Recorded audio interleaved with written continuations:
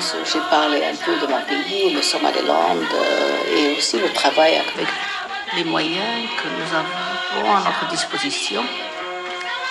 Maintenant, le Somaliland, après 19 ans, c'est un pays stable.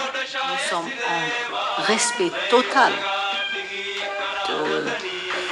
de la constitution de l'Union africaine, qui dit que les territoires hérités pendant la colonisation ne doivent pas être changés.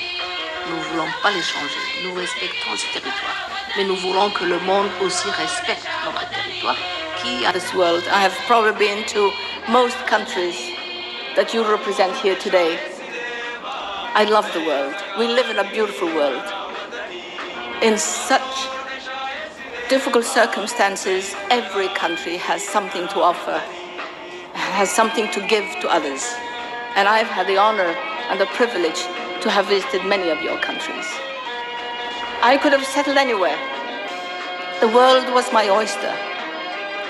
But I refused to defect.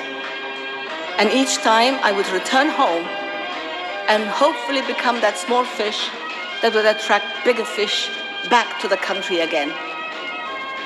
I still visit your countries, but my home, is my country. I